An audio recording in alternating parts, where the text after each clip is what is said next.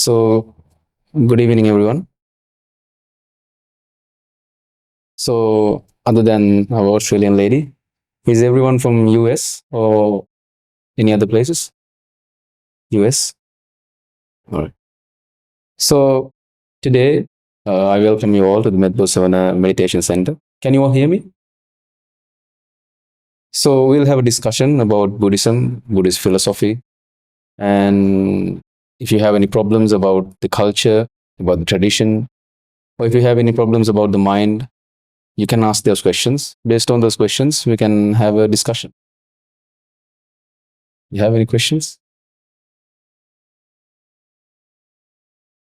Why your organization choose this area as any significant for your temple? The significance is now why we started the temple here. It is because our chief monk's village is here. Our chief monk, who we got all ordained under him. So his village, this is the village that he grew up. So he came back and he started this village, this monastery here. So it is based around this place. There's no much of a significance. How many people live here? We have in the monastery, we have like 300 people living in this monastery. It's like we have like 30 monks and 20 nuns. And after that, we have started a campus. It is based on the monastery. So all the others are the kids who live here. We provide the accommodation and all that. So they live here. It's about, a total will be about 300 people. And you have women, so you call them nuns? Women, yes, they are nuns. You can see them back there. So do they become, when they become a monk? Yeah, that is monks. That is monkhood. Yeah, that is called nuns. Yes. What made you choose this path? What made you choose the path you are on? It's like this. When I was 18, I had all sorts of dreams, as normal kids have. I had dreams to get married, have children, to go on trips, have fun in life. So that is my younger self. So after listening to our chief monk, he showed me another way of life. He showed me in his sermons, he said, we all are using a mind, right? We all use a mind to do things in our life. So people do learn so many things using the mind. We learn about science. We learn about all the stars, the universe, all that we learn about chemistry, physics. There are so many things to learn in life. So we use a mind to learn all these things about countries, about the history. But our chief monk, he showed me while they are used to learn about these things using mind, they never search. They never do a research about their own mind. How it works. What is the mechanism of it? Why there is suffering in life? What is the purpose of our life? Things like that. So he showed me and he gave some answers. I found it interesting. And that is the reason that I chose this life. Well, I believe God created this beautiful planet. There's a God in all of us. He probably took a lot of pain and trouble to create us. Okay. So it's a gift given to us. It is. Don't enjoy. And If you don't, then won't he feel bad? if you don't, Don't he feel bad? Won't he feel bad that he says, I gave you a beautiful planet, I gave you a mind to use it and to enjoy. It's like a gift. it's like, Enjoy it. And you don't use it to the fullest, won't you feel bad? it's like this. Now, people saying that they're using a mind to enjoy to the fullest, what they do is, now, it's a good question what you asked. So from our childhood on, we all want to do things to enjoy life, right? First of all, we get educated in order to succeed in life and do a job or have money, to have pleasures in life, to enjoy. And then we go on to have relationships, marriage, kids, trips, like I said, so many different things that in the world that we can do in order to have pleasure, in order to have happiness in life. They do all those things. But while they're doing it, they come across suffering as it is. So, in Buddhism, what we practice is actually to enjoy life without suffering. So, even though you have wealth, even though you have all the materialistic things that you want in life, you will not be happy. You have to have an understanding about your own mind. When you have an understanding about your own mind, then you can attain limitless happiness within yourself. But then when you spend all your life doing that, how much of a life you have left to enjoy the other? Right now, from myself, I'm enjoying to the fullest. I don't need to plan to enjoy. I am enjoying right now. I need. Does that make sense? Yeah, I get your source of enjoyment is you don't need a whole lot. People actually don't need a whole lot to be happy. If they need a whole lot to be happy, that means he's not actually happy at any given moment. When he loses those things, he's subject to suffering. If we are looking for some materialistic thing, if you are looking something in order to become happy in life, that means if you lose this, you will be sad. I'm not saying don't use the materialistic things. I use a phone, I use everything. You can see cameras, everything is here. I'm not attached to those things that I have. Those are just materials, equipments that we use in our life. If you say that this is mine and this should be in a certain way, that is where the problem comes. So when you have a mind without these attachments, when you have a mind without these frames that within yourself, you will live life to the fullest. What is the biggest difference between Christianity and Buddhism? The biggest difference is based on culture.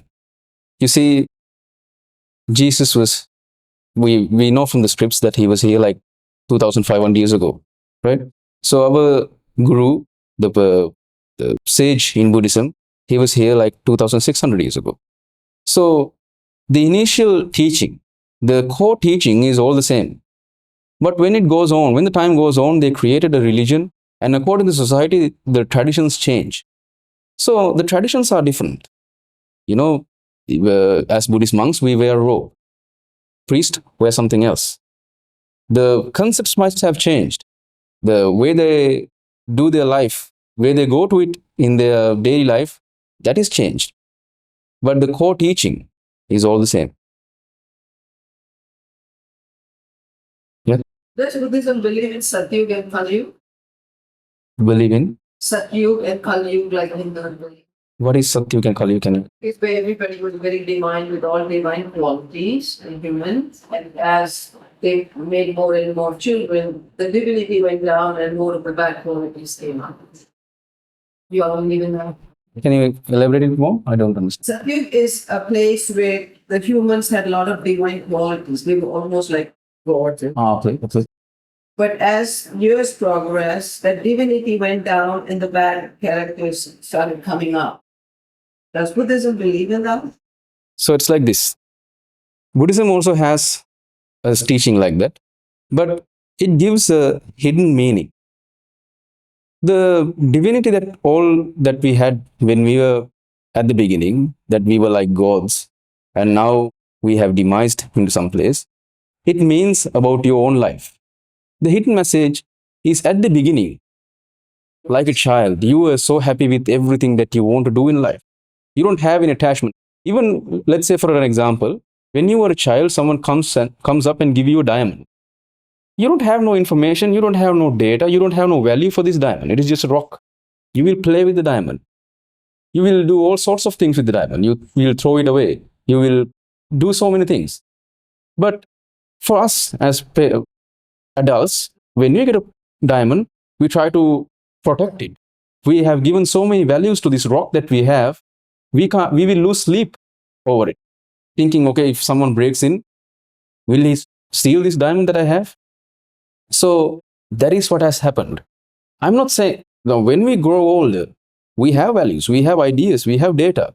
But when this data becomes real in life, when this data becomes the reality for you, then you will be in distress, you will be in pressure.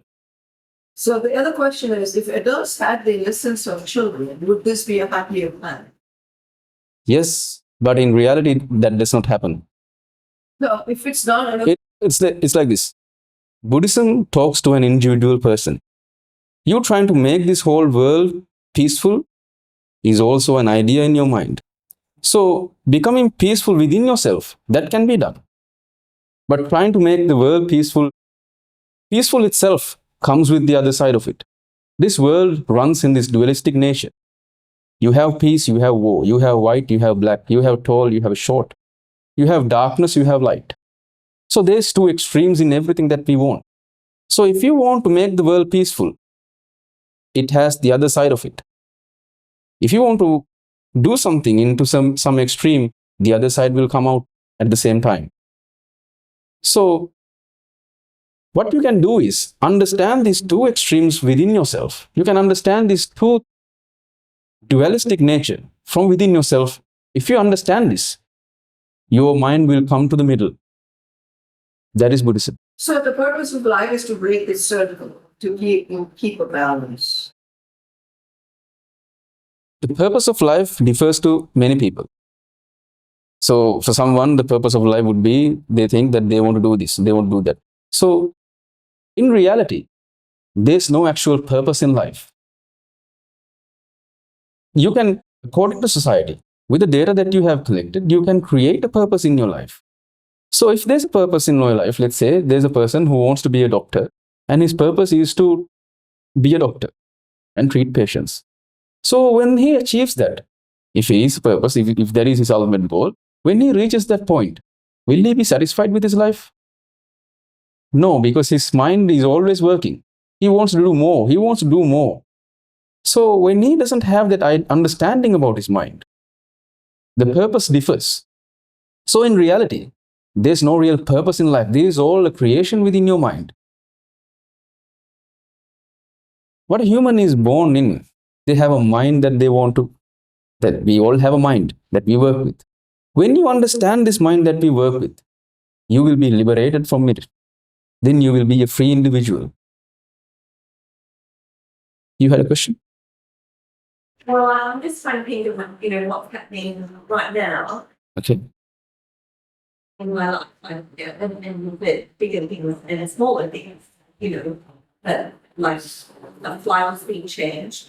Therefore, I've not only got to deal with script.com, but also student airlines. And try and understand the different happening. And virtually that, so I've got more emails, I'm trying to understand just that small, Situation, yes. Okay. it's like something like I'm trying to learn English. And I want to get the best outcome, but I seem like I'm trying to like identify with trying to get the best outcome, like and that probably mindset. But everything I do, I don't want to be stupid. I like to better understand it as awfully complicated. For me, it seems hopelessly complicated. But the underlying thing is I want to do the best I can. So that means I should understand, these cancellation policies but I guess, it's just a little distillation. Something things that just can't seem to understand what's actually happening. Okay. The first thing is this. Now, if you're pressured, if you're upset, if you are in pain of a situation that has happened, it is not really because of a person or a thing that is in outside world. First of all, if you're suffering, if you're like pressured from within yourself to try to take the best outcome from some situation, then you first have to let go of that idea of taking out the best at a situation. Okay. I'm not saying to give up and do the work, but the outcome will happen in the way that it will supposed to happen. To take the outcome that we want in a situation, there has to, so many variables has to come together to outcome to happen the way that we want. So the outcome won't matter actually. But you have an idea, okay, the outcome should be like this. The image that you have created from within yourself, okay, this looks like the best outcome. So if that doesn't come true, then that is the reason why you're suffering. We as humans, from our childhood up until now, we used to point our finger towards someone outside the world saying, okay, you are the reason why I'm pressured. You are the reason why I'm suffering in life. I think for all of us, in some point in our life, our parents has been the reason of our suffering. For me, it was. And when I was like 10 or 12 years old, always nagging and saying, okay, do this, don't do that, don't do this. It was like, why? Right? We were angry at our parents at some point in our life, right? Because of something. I'm not saying like big things, but we always try to point our finger towards someone. Our parents, our girlfriend, boyfriend, kids, neighbors, the government, the weather. We point our finger towards the things that is happening around us, saying that, okay, this is the reason why I am pressured. This is the reason why I am suffering. But in reality, it is not the reason why you suffer. It is because of your own misunderstandings that you have about your mind. That is the reason why you suffer. You're thinking from your mind, okay, if this happens, this should happen like this. That is only your creation. That is from your mind, you are creating an imagination saying, okay, this has to happen this way. My kids should behave this way. My parents should not blame me. So those are the things that are imaginations in your mind. So those imaginations are not really true. You having an expectation and you having an attachment towards those expectations, that is the reason why you suffer. That is the reason why you get upset in your life. Think of any given moment in your life where you have felt pressure, where you have felt suffering within yourself. It is always because of an expectation that which did not come true in your life. I'm not saying that you don't have to have expectations. We have expectations. For me as well, like we discussed in the morning, we have an expectation to grow this campus that we have into the next level. I have an expectation. But I'm not attached to the outcome of it. I'm not attached to the end result of it. I'm not attached to the path of it. We'll do the work. We do the things that we have to do. But if the end of the day, if you're suffering, if you're pressured from some instance, if some incident, then it is always because of an attachment in yourself that you have towards the outside world. I'll tell this in a simple example as an exercise. Let's say that you all have a piece of blank paper. I'm going to give you all a piece of very blank paper. Then I'm going to give you a pen and a pencil. And then I'm going to ask you, draw a demon in this paper. You know what a demon is? Then you're going to draw this demon. It has big red eyes. It has this long tooth, black face, red eyes. It's a demon. So then I'm going to give you some colors. Okay, paint this demon that you drew. Then you're going to paint the demon.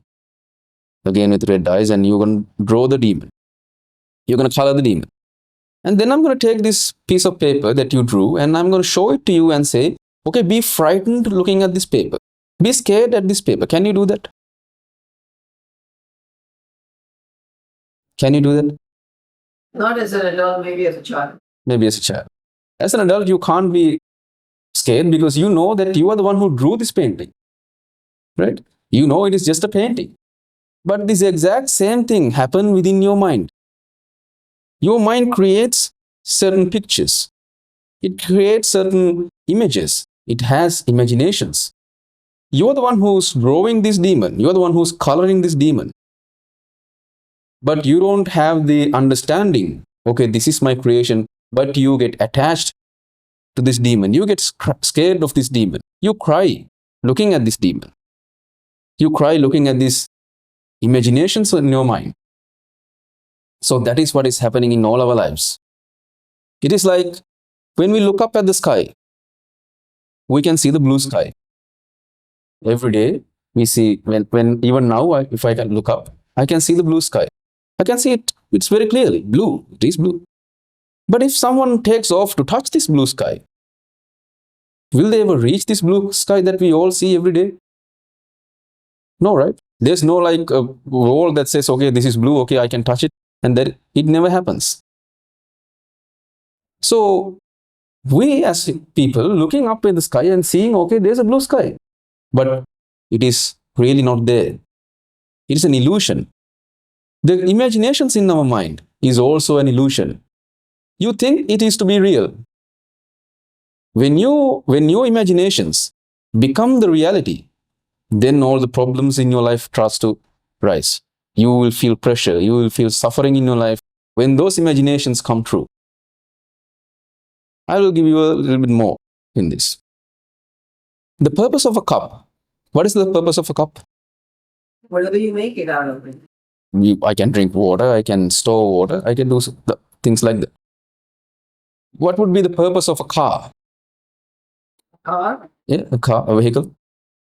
It's to travel from one point to another, right? That is why we use a car. We can use the car to travel. So what would be the purpose of a mind? Think and analyze. Is to think. The mind is there to create thoughts. It always generates thoughts. So that is the duty of a mind. So we are not trying to stop this flow of thoughts. We can't stop it because it is the duty. When you give certain values to these thoughts that you have, then these problems come to life. You name one thought, oh, okay, this is good, this is bad, this is right, this is wrong. That is when this problem comes. It is not actually that you are naming these things as right and wrong. You are giving so much value. You're going to attach to one extreme and you're going to reject the other thing. You're going to say, okay, good, okay, do good. My kids, okay, you should do this and that is good. You don't do this. This is bad. So good and bad exist in the societies that we live. For good and bad, we have created laws. There are institutes, police, courts. So those are all creations to make a better living, a safe living for people to live. So that is okay. But when these things become the reality, then you feel suffering within yourself. The laws are there to make a peaceful living for people. That is just a creation by the humans. The laws that which is in US is not the laws which is in Sri Lanka. So, Amending. yeah, amendment, they change. So what is real and what is not real? You committing the same act in some other country, it is not something wrong. When you do the same thing here, it is wrong. So what is right and what is wrong? It is according to the society that we live in.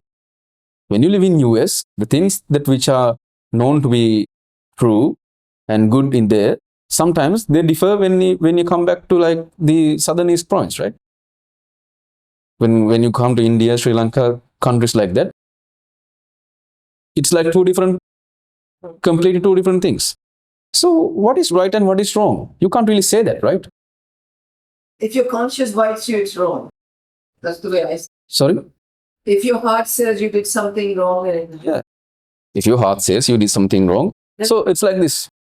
Now your heart saying you did something wrong is also the data that you have. your conscience bites you when you do something wrong. It is your habit. So let's say from our childhood, we were used to think from our childhood, let's say, we as growing up, all the other people are killing and they are enjoying that. It is said it is good to kill. Let's imagine an environment that says it is good to kill. Okay. So we are going to grow up in this environment. Will we ever think from ourselves? Will we ever be conscious enough to think from ourselves, okay, killing is actually bad? It is all that we see from our childhood. We all seeing the same thing. I'll take a simple example. Let's say from our childhood, we are used to see when a funeral happens, everyone is like having a party. None of them are crying. They are really happy because someone is dead. Liberated. They are saying, okay, someone has died. This is the moment to enjoy. Let's have a party. So will we ever be sad in our life?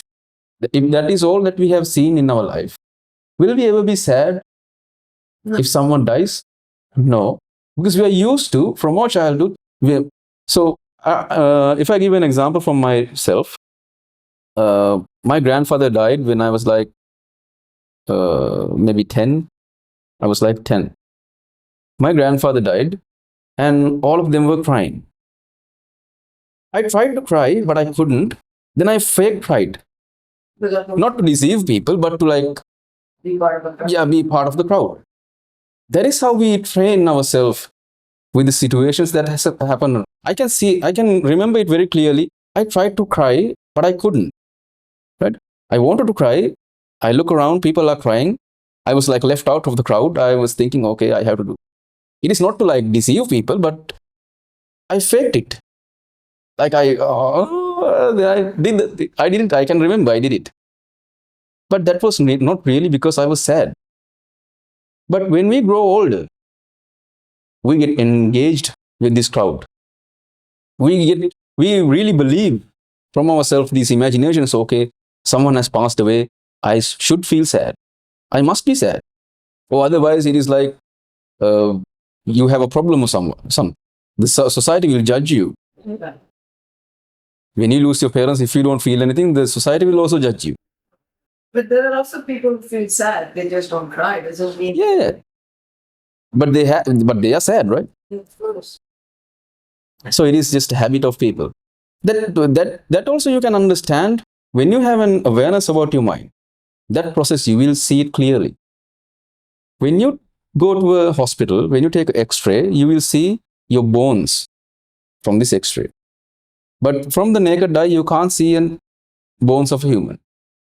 When your awareness grows within yourself, when your awareness grows about your mind, you will see this mind of yours as an X-ray machine.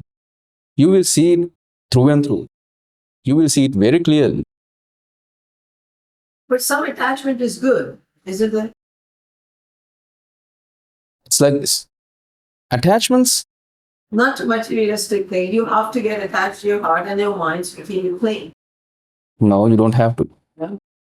You have to have the understanding. When someone is attached, what happens is, for the level of his attachment, he is subjected to suffer at any given moment. Let's say, for an example, you are attached to the heart. What do you mean by you are attached to the heart? Not the physical heart. But Okay, you can't attach. Okay, conscious heart. So how do you get attached to that? every step in life, we make sure that we don't hurt anybody. Okay, Don't wish ill will for anybody. so can you live like that? We try to. That's You try to. we created on this planet to clean us up. So that's what I'm saying. Don't try to attach yourself to your own concepts. You're attaching it to heart. You mean you have a concept. Okay, I'm not gonna think ill of someone else. But when we are living, we will think ill of someone else, right? That happens. When suddenly something happens, we will feel those things. But I'm not saying it is good and bad. We feel those things. What I'm trying to say is to you that be aware of the things which is happening in your mind. Don't try to point these things. Okay, this is good, this is bad. All of that is your imagination. Pinpointing, okay, this is good and this is bad. When you are aware about your mind, you will see all these concepts that you have within yourself very clearly. Yes. How do you define your relationship with your family, your parents, your sibling, your spouse, your children? Are you thinking yourself first, forget all the other, or you have to think about all the relatives? You're asking about me or asking a general question? Are you asking for myself or as in general, as in people? And It's like this. Now, if you have to make a decision or something, you ask me what are the feelings, how we interact with people, right? Is that what you ask? asking you, when if you're thinking, you're only thinking about yourself, Okay. or you have to cover your friends, relatives all together. It's like this. First, you have to understand, we thinking about other people, it happens like this. The people in your life, these ideas of your people in this life is also an imagination of yourself. It's like this. Now you thinking, okay, my child is also, if you're in love, it is not you really in love with that person, you love the idea of that person from your mind. That is what you really love. You cannot really love, or you really cannot get attached to a person who's outside. What you get attached to is the idea, the picture that you have of that person within yourself. You have an idea, okay, my son, his name is John, and he's 17 years old, and he's done this. There are lots of memories that you have of this person. That is the image that you love. That is why when something happens, that is why when someone does something that you don't want them to do, that is why you feel angry. Because you have an imagination, and that is the imagination that you love. So first you have to understand that. Every humans that we engage with, we have ideas of these people in our mind. Okay, he's a cunning person, he's a jealous person, he's my son, he's a good person, he's a bad person. All of this is in your mind. So first you have to understand, those are all creations in your mind. So after, when you engage with these people, you don't think of yourself alone. You think about everyone. But you don't think about everyone in the sense, okay, these people is this is that. You have to have an understanding about these people. What you have to understand is the judgments that you have come across to these people that in my life. The judgments that I made about these people, it is actually an illusion. You can't really judge a person, because at every instance, they change. People change. This world changes in every instance. You can't really judge a person saying, okay, he's a liar. You can't say he's a jealous person. In our minds as well, we have jealousy. We have the other side as well. We can't really be sure and say, okay, he's a jealous person. It is good to have an idea, okay, he did some things like this, it is like this, but don't come into judgments about people.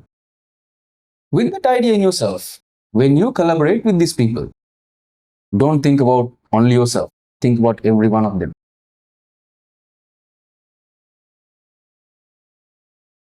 Did it make sense?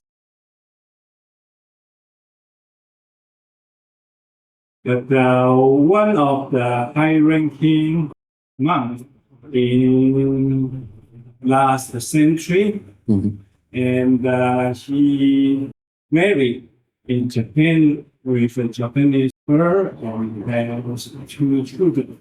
But one day, he gave up his family. He go to follow as Spiritual life. the month. And even his wife, when the kids tried to come to see him, he refused to see them. He refused to face. I just feel this is really crucial as a mind. How do you think about this case? You think he should see them, or you think he should remain? So to answer that, the first thing is, now the teachings in Buddhism, it is not really about your actions. You can meet them if you want to. If you don't want to, you can reject to meet them. So what we teach is, in the teaching, we teach about to get rid of yourself from suffering within yourself. Okay? So your actions matters to the society. We always say, okay, be compassionate, be good to others, that is there. But in the core teaching, there's nothing really about what the actions that you take. It is about your mind, and if you're suffering from things that you're doing, how to get rid of this suffering. So if a person, if he's married or not, it doesn't matter. The desires that you have does not come with the things that you have. Let's say there's a person who has all the materialistic things that he wants. He has cars, jets, all that. We can't say that he is a person who has desire. Let's say there's a person who has none of these things. He has no materialistic things. He has no cars. He has nothing. He doesn't wear shoes. He doesn't wear slippers. We can't say that he is a person who doesn't have any desires. There can be people who has everything in his life without any desires in himself. There can be people who has none of these things and be very desirous. It is not about how you use the materialistic things world. It is about the way you think about these things. Yeah. Yes. We're finished. So the actions that you take, let's say for the situation that you talked about, it differs as good and bad in the society. If for that person, if for that monk, maybe he took that decision to let the people know, okay, don't have attack. We don't know what happened at this situation. But me looking at it from outside, I can't really say whether it is good and bad. Because the intention of that person, the intention of that monk, we didn't really know what the intention was. Whether he was rejecting it as like, I'm not going to see them or something. Or the intention is not clear, if you understand what I mean. The rejection was at a physical level or emotional level? Maybe he's trying to. So sometimes we blame people, sometimes we reject people to teach them something. So I don't know whether it was a situation like that. If you attach too much to some person, maybe rejecting them is actually helping them. So that is what I said. We don't really know the situation. So me looking at it from outside, rather than saying whether it is good and bad, what I can say is the actions does not mean whether he's a person who's like suffering or not, whether he's a person with desire or not. Getting rid of desire, getting liberated from desire is what Buddhism teaches. My main question is, Liz hiring him monk. His mind only for himself. He don't care his child, his children. Okay, that's what I said. And they let him wait outside for 3 days, not stealing. And That is what I said. We can't say like that. That is what I take the example. A person who has everything and person who doesn't have everything, we can't say whether he has desire or not. We can't say maybe he did it to teach them something. I don't know. I'm not trying to justify the man, but if he did it like having a thought like anger, that he wanted to get revenge or something, then that is he's suffering, right? Doing a certain thing like that, and he's like, if he wants to punish them for something, then that is not good. Then he's like, from within himself, he's burning, right? To punish someone like that. But if you want really to teach someone something, that is also a way that they can teach something. Rejection is also a method to teach. So that is what I said. We don't know the situation. We don't know what really happened, but okay. You had a question? No, I was saying, just from the child point of view, how would they perceive this? When the father walks out. That's all. Okay, it's like this now. According to their data, according to their understandings, they will either hate the father or, things happen in life, okay? So for the kid as well, it is according to his understanding, right? We can't say for sure what will happen, but it will affect in some way. Say an innocent child. And you're wondering, is it a Buddhist belief that you disconnect from your family and don't Chinese people? in the question is, Japanese language. The Japanese one. he just cut off any thinking to their family and only think about himself. So, Yeah. so is that right? That's what he's asking. If you just ignore your wife and your children and walk away, is that But he said that depends on and your mind, state of the mind in that time, the judgment is seen that is right. Is there a form of commitment if you're married and you have kids, even if you want to leave the world and renounce it, but you have a wife and you have children, doesn't that become your responsibility? So in this monastery as well, we have like husbands who came in after like having a wife and having kids. So if the wife and kids they're okay with it, then it is allowed. True, they have one age, so they don't see each other. No, not in the beginning, but when time goes on, because getting like away from attachments, it's very difficult at the beginning. So they don't really meet it at the beginning. Sometimes we don't let them meet because he's here to like understand about his self, understand about his mind.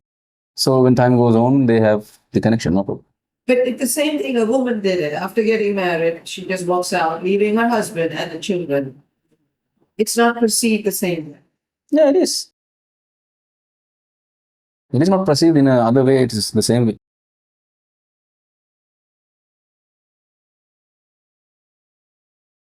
So a person, the decision that they take to get away from life, get away from these attachments and trying to find some spirituality experience in their life, they don't come to that decision very lightly.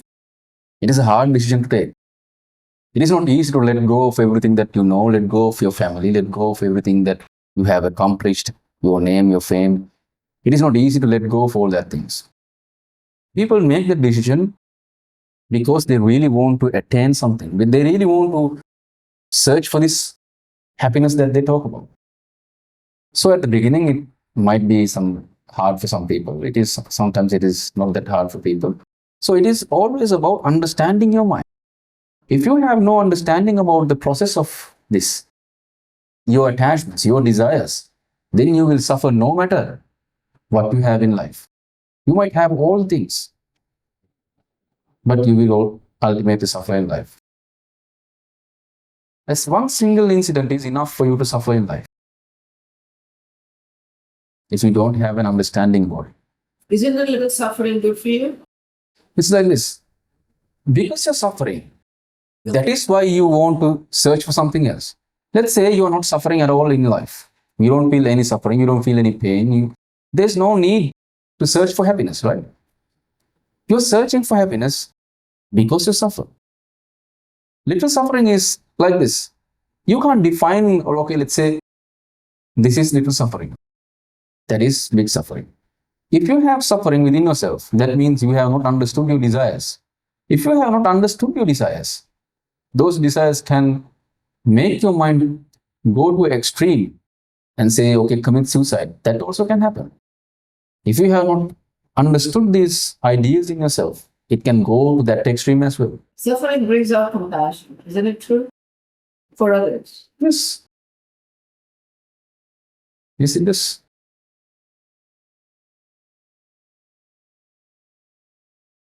It led to that old monk will give up all their desires in order to get his mind.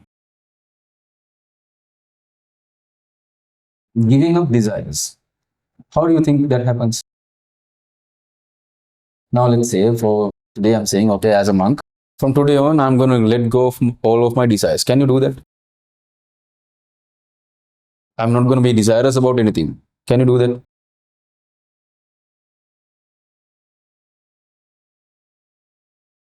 No, right?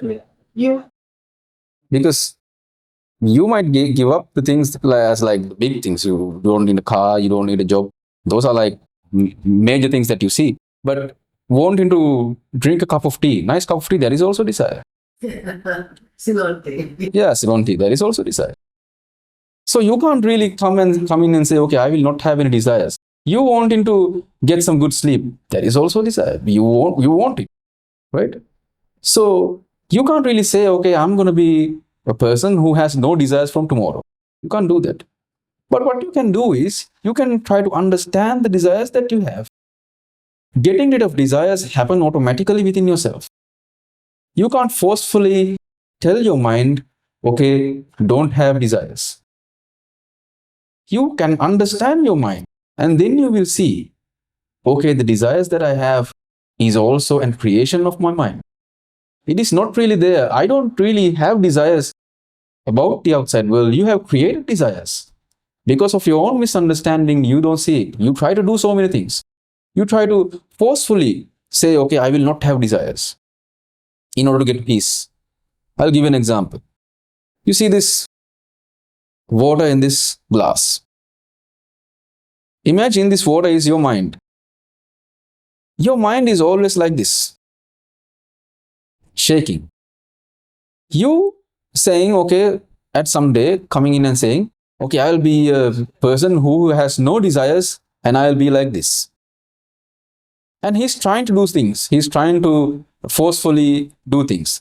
So if I want to make this water in the glass still, what should I do? Remove the glass. I don't do anything. But what people do is they try to do things to this shaking mind. They try to forcefully take it into the... They're trying to do things in order to get rid of their suffering, in order to get rid of their desires. But while doing it, it shakes even more. But what you can do is, you can let go of doing anything. You can just be an observer about your mind, and it will start to settle down from itself. That is how you get rid of desires. Is this a quote, a battle every day that we have to get rid of desires and this stage? It's something you work on every single day. It's like this. Now, what we do is, if you try to do it like that, you will be fed up when you go through this. So we teach a very simple method. We don't try to do anything. We try to go ourselves as normal humans. We do work. We get up in the morning. We have a daily routine. We go with that routine. So when you're going with that routine, if you have desire towards something, then you are subjected to, you are bound to feel pressure, feel suffering in life, being angry in life. What I meant is, okay, for an example, let's say I have an idea, people should clean this area in a certain way. I have an idea like that. So I want that to be cleaned and that way. So that is my imagination. So that for that imagination, I have desire. I have attachments saying, okay, this place should be cleaned like this. In my mind, I'm thinking, okay, clean is this. There should not be any grass. There should not be any like this. I have an idea, and I'm desirous. I'm attached to this expectation that I have. So that is desire. So when it is not cleaned like that, when it is not cleaned the way I want, I will feel angry. I will call the people who did the cleaning and say, okay, this is not done the way I want.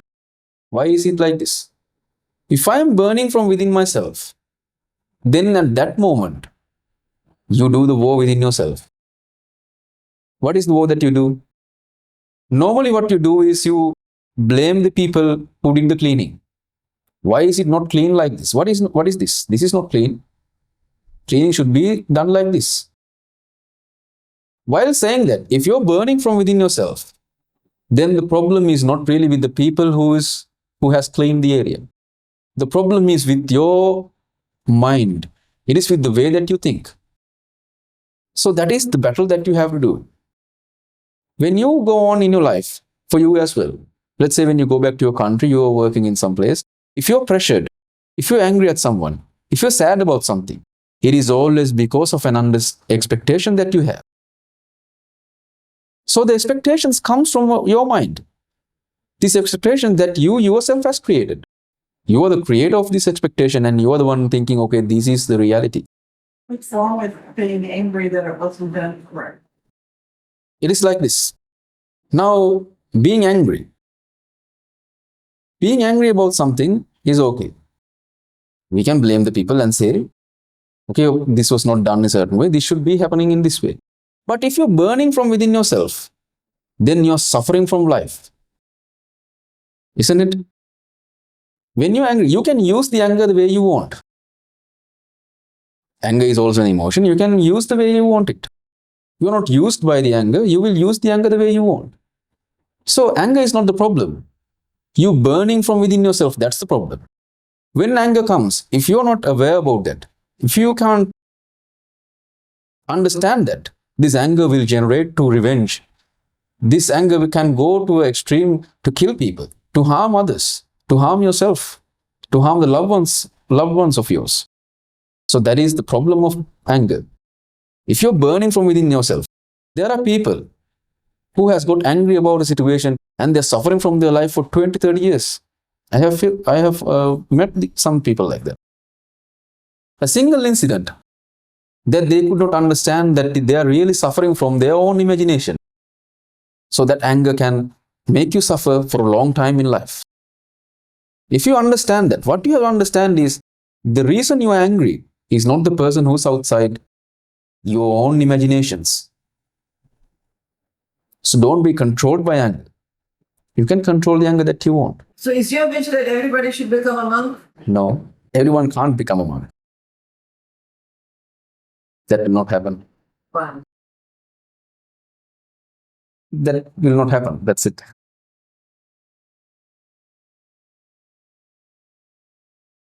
Becoming a monk is having an understanding about the mind. You have to have an understanding about your mind. You have to have understanding, okay, we suffer in life. To get rid of this suffering, we have to search for a path. So that is monkhood.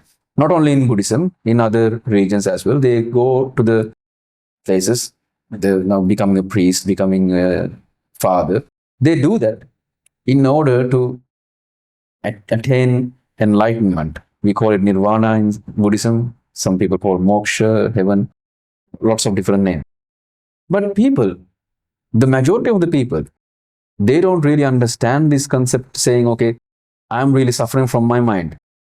They will, even though we show it to them, they will always point their finger towards someone who's outside. This can be understood by a very few people in the world. You don't have to answer this if you don't want to. Have you had a brain MRI or a scan or an EEG? Yeah, I had. Is that different from another person, a normal person? I don't know. What has to be really or reflecting? Because Reflecting? yeah, just looking to the feedback, like if I'm I really just need to try and understand what comes cancellation policies, relentless cancellation policy. I can just say, well, really, that is so much I have to pay at the moment that taking insurance, but it's too complicated to understand. Perhaps they can't use it. Is it worth getting involved? No, I don't have to be upset. Is it worth trying to penetrate through this, all the intellectual exercise of trying to understand it all? Where with that, I'm meant to use my money in a constructive way. So that can be like an idea about what in my mind, I need to really. Yeah. Do you know, like, how do I get to the bottom of all the things that I might be, I mean, praise as a child. I was clever, I could, I was not spendthrift, I was careful. So all these things I'm projecting into my life.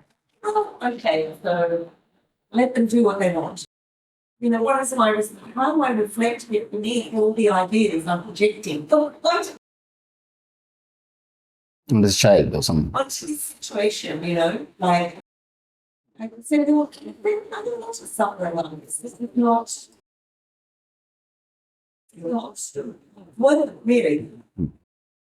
So you're asking how to. Yeah, how do I reflect? Reflecting. Okay. So,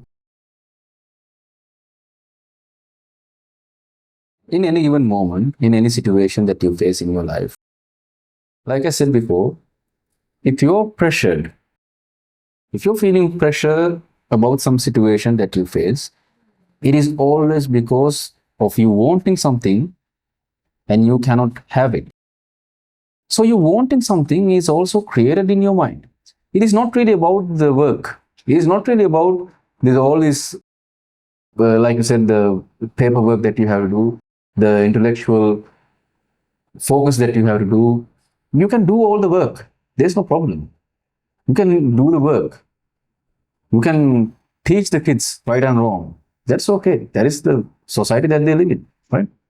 But if you are pressured, that is the Buddhism's main approach. This teaching is to liberate yourselves from within you. So if you're pressured about something, if you're upset about something, if you're guilty about something that you did in your life, okay, I should have done something, I should have not did this, done this. So all that is imaginations in your mind. It is not really true. Some things has happened. The things that has happened, you cannot go back and change those things. So if you're thinking too much about the things that has happened, then that means you're overthinking about these things. Let go of the past. The future that you will come across is also a reflection of your past. The future that creates within yourself, the future that you have, the imagination, is always a reflection of your past. Let's say in 2025, you're going to come back to Sri Lanka. So if you're creating a future of Sri Lanka in 2025, the roads, the people, the places that you saw, every creation about this future in your mind will happen with the things that you have already seen. So is it really true that what you will see in 2025, will it be the same? No. It will differ. Let's say, for an example, there's a person who goes to prison for 20 years. He was imprisoned in 2000 and he's going to come out in 2023, 2024, today.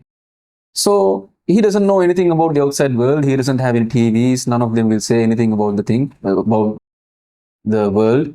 He's like totally isolated. But the imaginations that that person has about this world is the data that he had from 2000. Is it a time capsule? It's a time capsule because you don't really understand it. You think your future to be true. For that person who's in the prison, the outside world that he creates from within himself is true to him. He's thinking, yeah, okay, I'm going to go there, I'm going to go there. When he goes out from the prison, when he's stepped out, he's saying, okay, oh, so many buildings, so many bridges. He's like amazed. Why? Because the future that was in itself is not the reality. That's different. So your future that is in your mind is also a reflection of your past. So if it is a reflection of your past, does the future that creates within yourself, is it true? No. Let go of the future that is in your mind. Let go of the past, that which has already happened. Enjoy the moment that you have. You have air to breathe. You have people to talk to. All your problems will go away when you come to this beautiful moment. From your point of view, you think a monk should be made just for himself with the peace of mind, or he should harm all the other people with peace of mind? First, the monk has to attain the peace of mind within himself. After that, like we're trying to do to you, he has to help other people to attain this peace of mind. So that is his final goal. He doesn't have a goal. If he wants to do it, he will do it. If he doesn't want to do it, he will not do it. Isn't it more of a challenge to be in a day-to-day life and still achieve what you want instead of giving up everything and sitting isolated? That is easy. No. When you're sitting isolated, you don't really know the desires that you have. When you're working in a place, that is when you feel the most pressure. That is when you feel the most anger within yourself. That is the place for you to do this understanding. That is the place for you to do this vipassana meditation. So, being isolated, let's say you're isolated in some place without seeing anyone. He's like very calm, peaceful in the jungle. But if some chance, if he wants to come back to the society, then he will feel the same pressure. He will feel angry with the people, with the noises. He will reject these things.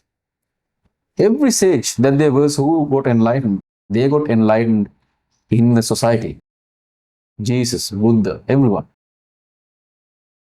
If a person gets enlightened, if a person gets his understanding, that doesn't really matter whether he lives in the society or he is living in the jungle, because he is liberated from his mind. So why does one need to go into a jungle and isolate in penance when you could walk on a food street, beautiful thing, and you can still give up on that. You don't need to be under a tree. You can still be doing it on a day-to-day. Yes. Actually, you can. Yeah, that's the discipline of which is more require more discipline. But the majority thinks that they should do that other thing. That is what I said. No, none of them, like all of them, can't understand this. Gautama himself, the Siddhartha, the sage in Buddhism, he himself did this. For 6 years, he was isolated from society. He was living in a jungle, meditating all the time. Then he gave up this practice. And then he came back to society, and then he understood this message from within himself, that there is something called this duality. When you understand this duality, your mind will come to the middle. When you are in the middle, there will be an instant where you will be liberated from this middle as well. You need a tug of war so you can keep your balance. If you don't have a tug of war, It is not balance actually. The middle and the balance is something different. If you're balanced, that means you are thinking about something and you're balancing it out. If you're in the middle, you don't have to think about anything. You will be in the middle. You understand the two things that is happening and you are in the middle.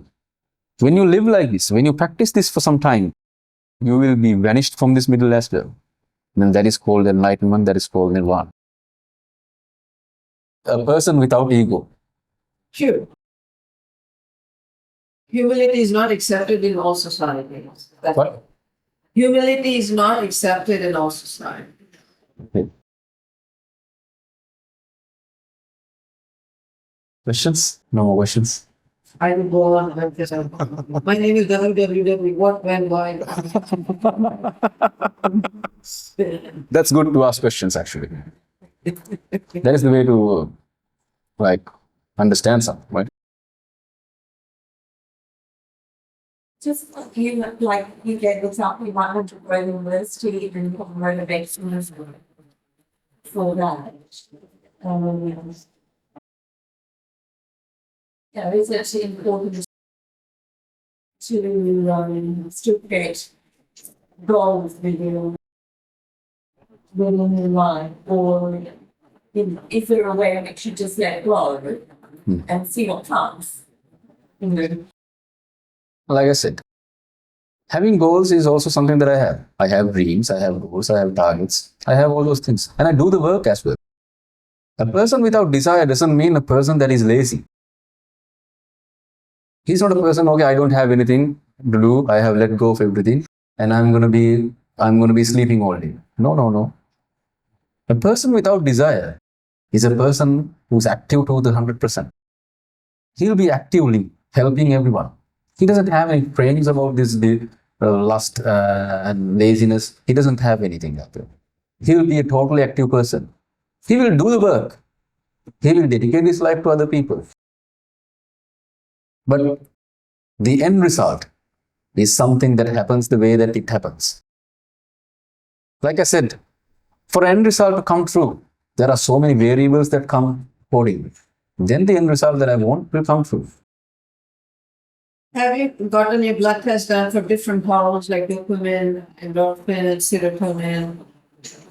These are the ones which create all the desire in our body. Okay. Have you gone through that before you became a monk? So After you became? does that check when I have checked my blood for to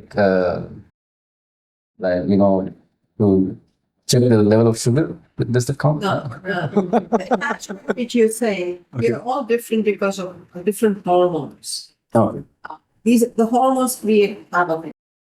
So in order to achieve that balance, you're saying, No, I have not been wrong. that's why I was asking you about brain MRIs and scans. How is yours different than another person who's living a worldly life? I'm wondering if by having to be able to meditate and have things set, It does and help it with would balance. lower and things in your body would be, Yeah, we have an ability to enjoy ourselves within ourselves by increasing in endorphins. You don't always have to drink a cup of tea or coffee. You can do it other ways. But this is where I was asking if you have done the blood test before and after. No. So, External stimulate, you can be okay. So, I can give an answer like this. So, the hormones will be created from the way you think about these things. Sure. So, you can be either happy or angry at the same thing, right? For the same cup of coffee, I can be happy or I can be angry at the same thing. So, with the understanding, with the way that I think about these things, the hormones that creates will differ. Is that right? Not true. How many women monks you have and how many men in the monks you have? We have 26, 27 male monks, and we have 17, 16 female monks. Why do you think that ratio is less? Why are females less? From my understanding, in some places it differs. It is not only this place. So in here, like the place that we have here, it is like we wake up in the 4 o'clock. We wake up at 4 o'clock in the morning, and we have to do lots of work. It is like so much engagement that you have to do. So maybe that might add up to a reason. Yes, like it is not like sleeping, and it is not a very easy life in here. This is a battleground. So like I said, 300 people lives here, and there are lots of moving parts, and there are lots of things that we do here. So that might be a issue. I don't really know how to give a straight answer. So that can be something. So I have seen some other places where the ratio takes the other side, where females have like more and there are less monks there. Who eats more, the male monks or the female monks? Who? Who eats more, the male monks or the female? So as a person, I eat like a lot. It's, if the person can eat a lot, then there's no like a limit to that. If you can eat a lot, then they can eat a lot. It's difficult for a woman to detach because when she had a child in her womb, it naturally attaches the mother to the child. It's very easy to say give up your child and become a mom, but she will feel guilty leaving the child. Because that is a form of God. Like I said, giving up a child in physicality, it is not giving up. You giving up something is your idea that you have to understand. You don't have to give up anything in life. When you have understood what you have attached to is the thing that is happening in your mind, you will automatically give up this idea. That doesn't necessarily have to mean that you have to let go of your child. That doesn't mean that you have to like detach yourself from this child. When you understand the desire, the attachment that you have towards your son or daughter is through an imagination in your mind. When you have really understood this, then you will realize from yourself that there's nothing really to get attached to. You will look at the person and just love the person that is outside. Yeah, but the child needs a mother, right? Yeah, the child needs a mother. Yes. What you're saying is true. If you've given birth, it's your duty to nourish you. Yeah. That's true. You are the leader of this school. No. What is your plan to bring the institution to which direction? Okay. The leader is our chief monk. He's in Colombo. He's the one who normally does this discussion. Because he's not here, I'm doing this. So after that, there's no like we all help out in the same sense. The work that we do is different from one another. There are people who do work in the kitchen. There are people who help with the constructions. There are people who work with the education stuff. There are people who like help in the electricity problems, the water problems. This is a collective workforce. Anybody have a question? Do you have any drug addicts who are converted into monks? Yes, we have. Through meditation. Lots of different ways. We help them with lots of different ways, meditation and so many other things. Like it takes like lots of approaches, different approaches to different set mindsets of levels. No, So I think, yeah, sometimes we use medicine. Yeah, I think your time's up. So it was really nice meeting you all today. And it was my pleasure. And I'm really happy that I get to meet you all. So I think we had a good discussion. And it is said that in this southern part in Sri Lanka, that it grows the best cinnamon in the world. So we have prepared a nice cinnamon tea for you guys. You can enjoy when you go back up. And the other thing is there are sermons, discussions like we did today, are uploaded in the YouTube. If you want to check that out, I have the links up there. And the discussion that we did today will also be uploaded. So if you want to like listen to this more, try to get a better understanding about your mind, you can go back to your country and you don't have to like sit down and listen to it. Maybe while you're cooking, you can just listen to one. While you're driving, you can have it on the background. You don't have to remember anything. You don't have to understand anything. If you understand something, then that is okay. If you don't, then just let it go. And the other thing is, I bless you all for your future endeavors and thank you.